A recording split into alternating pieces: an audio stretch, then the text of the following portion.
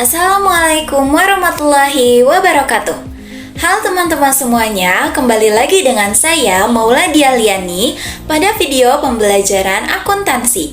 Pada kesempatan kali ini, kita akan membahas mengenai akuntansi perusahaan dagang dengan pokok pembahasan yang meliputi pengertian, karakteristik, tujuan dan manfaat, serta siklus akuntansi perusahaan dagang.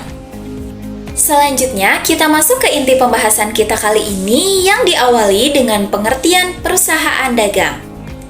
Perusahaan dagang merupakan perusahaan yang kegiatan utamanya ialah membeli, menyimpan, dan juga menjual kembali barang dagang tanpa mengubah bentuk barang tersebut sedikit pun dan tanpa mengubah nilai tambah pada barang yang akan dijual. Karakteristik dari perusahaan dagang sendiri diantaranya, yang pertama, tidak terdapat proses produksi pada barang yang akan dijual. Yang kedua, perusahaan dagang memiliki akun khusus dalam mencatat transaksi keuangannya. Yang ketiga, perusahaan dagang keuntungannya diperoleh dari penjualan bersih yang dikurang harga pokok dengan biaya tertentu. Barang akan langsung dijual tanpa melalui proses pengolahan ataupun perubahan sedikit pun. Tujuan utama dari akuntansi perusahaan dagang ialah menyediakan informasi keuangan yang relevan dan juga dapat diandalkan bagi manajemen, pemegang saham, kreditur, ataupun pihak lain yang memang berkepentingan. Selain itu, perusahaan dagang pun berguna untuk dapat membantu pengambilan keputusan jangka panjang, memudahkan pemantauan arus kas untuk menjaga likuiditas perusahaan, serta meningkatkan efisiensi operasional perusahaan.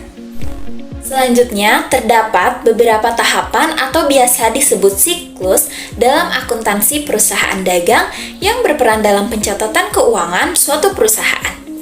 Tahap yang pertama ataupun siklus yang pertama ialah identifikasi transaksi, merupakan tahap analisis bukti yang selanjutnya diklasifikasikan ke dalam jenis yang serupa.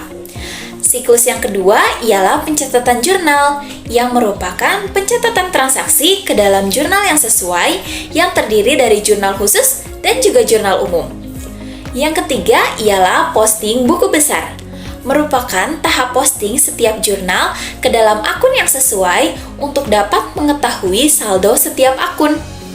Siklus yang keempat ialah neraca saldo, merupakan tahap untuk memastikan kesesuaian total saldo debit dan juga kredit dalam buku besar.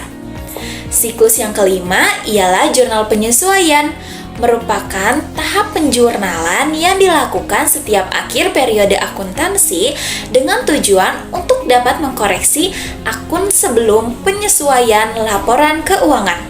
Siklus yang keenam ialah siklus kertas kerja ataupun worksheet yang bertujuan untuk dapat memudahkan penyelesaian siklus akuntansi dan juga membantu dalam penyusunan laporan keuangan.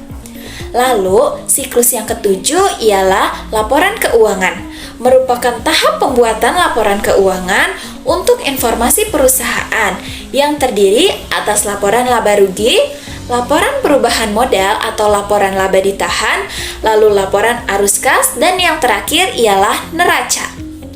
Lalu, siklus yang kedelapan ialah jurnal penutup, merupakan penjurnalan yang dilakukan di akhir periode untuk menutup akun yang bersifat sementara yang nantinya dipindahkan ke akun permanen.